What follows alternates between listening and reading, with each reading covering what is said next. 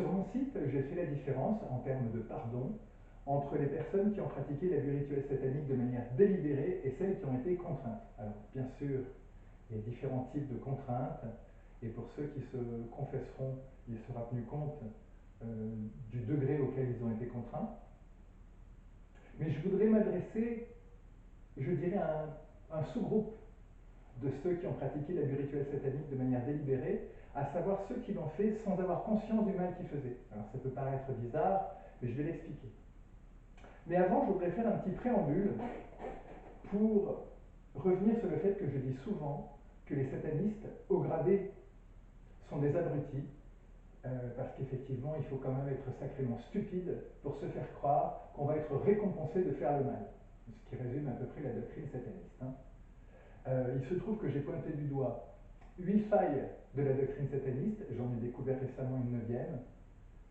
Il faut être sacrément stupide pour continuer de croire à cette bêtise. Et ces gens croient pouvoir se moquer des chrétiens notamment, parce qu'ils croient en la Vierge ou des choses comme ça, enfin notamment les catholiques. Alors que ces abrutis de satanistes adhèrent à la doctrine la plus débile de cette planète. Alors là, vous allez dire, oui, je me moque des gens qui ne sont pas intelligents. Alors non, justement, ce n'est pas ça du tout. Et je tiens à ce que ça soit très clair. Je tiens à ce que ça soit très clair pour que les gens auxquels je vais m'adresser par la suite ne se sentent surtout pas insultés, parce que ça n'est pas mon intention. Au contraire, j'ai toujours méprisé, voire fustigé, cette sorte de dictature de l'intelligence qui règne à l'heure actuelle.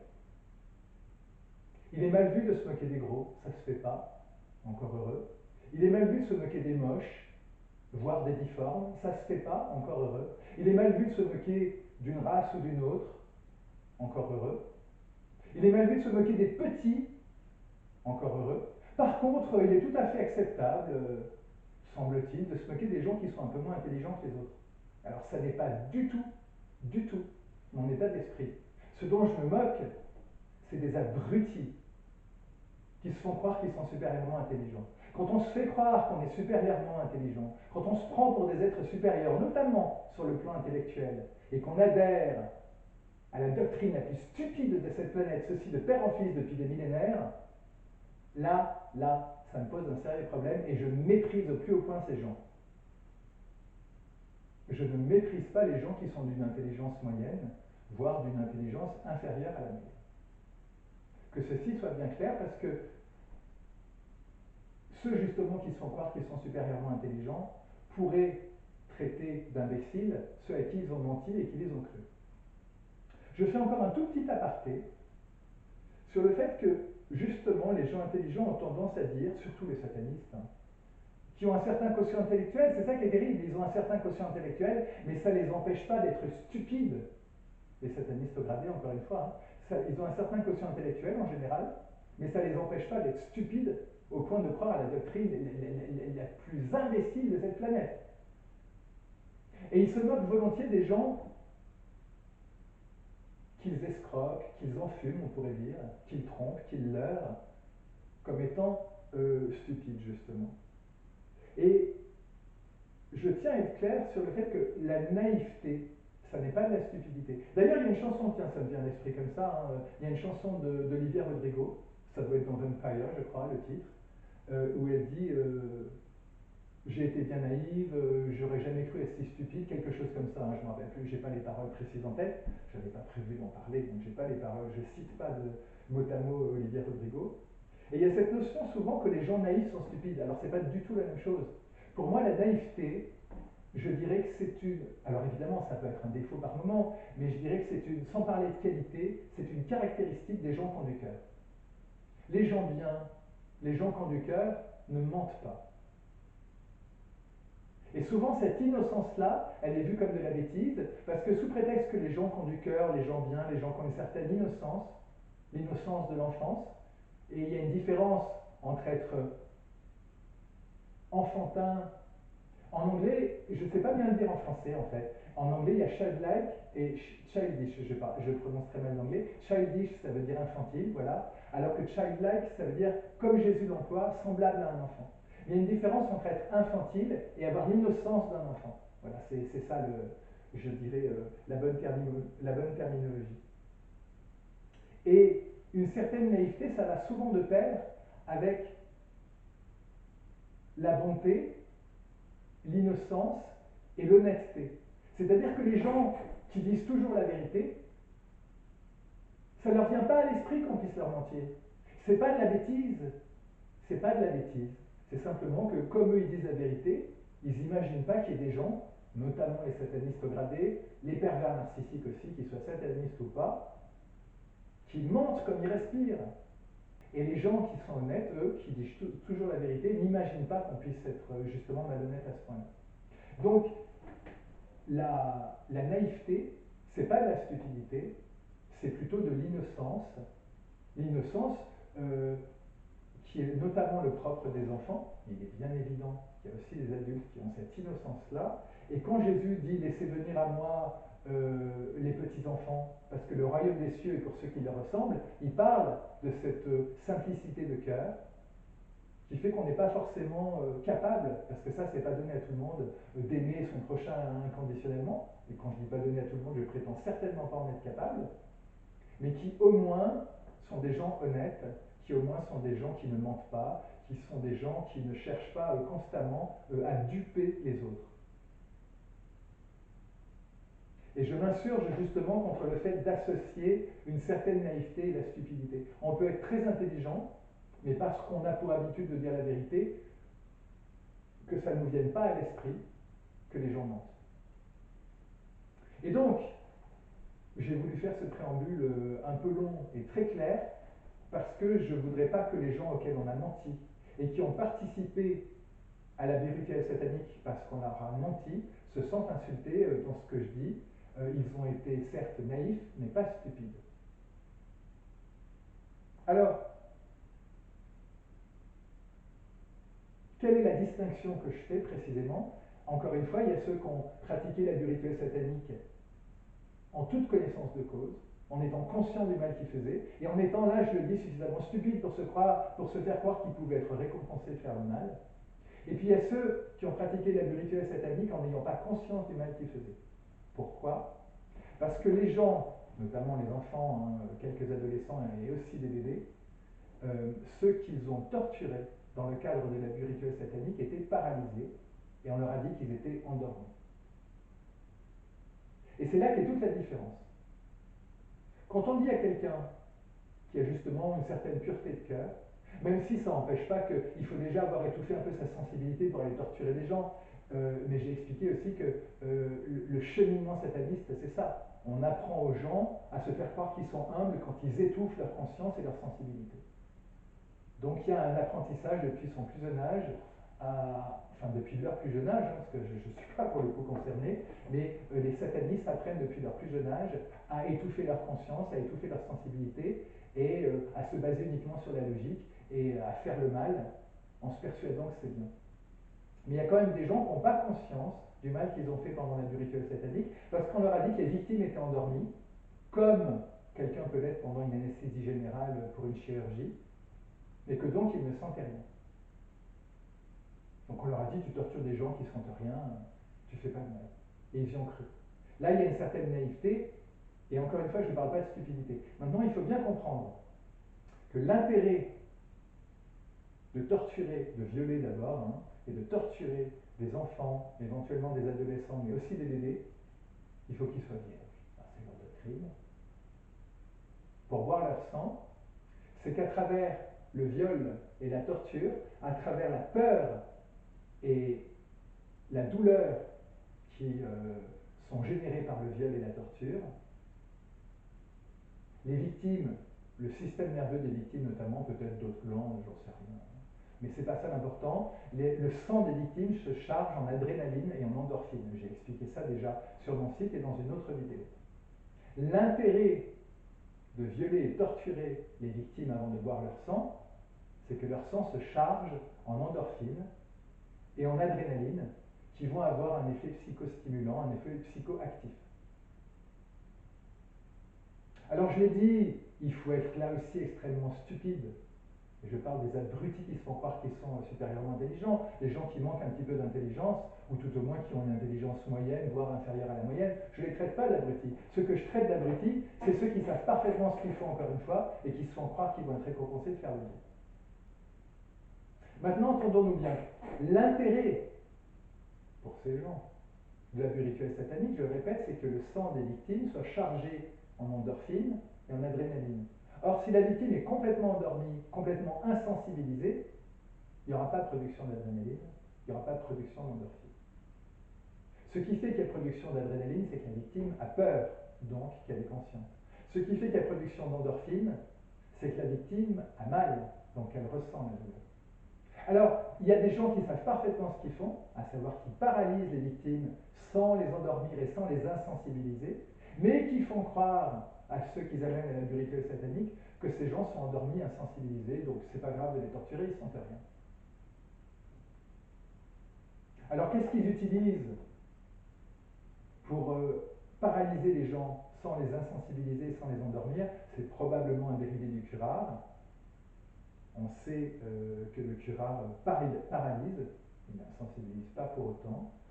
On sait que longtemps, en anesthésie, on a utilisé la célocurine, qui est un dérivé du curare, et paraît-il qu'elle est toujours utilisée en médecine d'urgence, en chirurgie d'urgence. Alors, il se trouve que j'ai été opéré des dents de sagesse quand j'avais un peu moins de 14 ans, et que j'ai été anesthésié à la célocurine, à laquelle, Dieu merci, je suis très allergique, j'ai failli mourir, donc normalement on ne devrait pas m'en redonner. Et j'ai retrouvé, beaucoup plus tard, par le biais de thérapies spécifiques destinées à mettre à jour et libérer les traumatismes inconscients, le fait que j'ai ressenti la douleur pendant l'opération des dents de sagesse. Alors, est-ce que ça a été fait exprès ou pas? Je ne peux pas le savoir, mais j'ai ressenti la douleur, l'incision, l'extraction.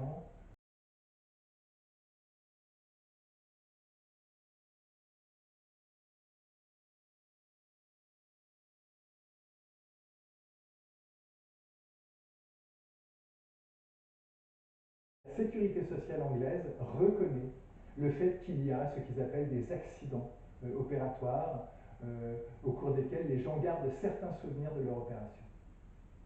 Alors entendons-nous bien, si les gens gardent certains souvenirs de leur opération, c'est bien parce qu'ils n'étaient pas endormis, mais simplement paralysés. Pendant l'abus rituel satanique, ça c'est une certitude, les victimes sont paralysées, mais pas endormies et pas insensibilisées, et la preuve réside dans le fait que si les victimes étaient endormies, et si elles étaient complètement insensibilisées, il n'y aurait aucun intérêt à les violer et à les torturer. Alors peut-être le plaisir sadique que ces gens prennent à violer et torturer des enfants, des bébés, éventuellement des adolescents, mais il n'y aurait pas d'intérêt du point de vue du sang. Or, ces gens, ces satanistes haut gradés, aiment, je dirais, fignoler leur torture comme les fumiers qui sont, pour que le sang soit, comme ils appellent, bien goûtu ou bien épicé, c'est-à-dire qu'il ait le plus d'effet possible sur le plan psychoactif. Plus les victimes sont traumatisées par le viol et la torture, plus elles ont peur et plus elles ont mal, plus le sang va être chargé en adrénaline et en endorphine, et plus il va avoir de valeur pour les satanistes qui le boivent. Et ça, c'est la preuve que les victimes ressentent la peur et la douleur.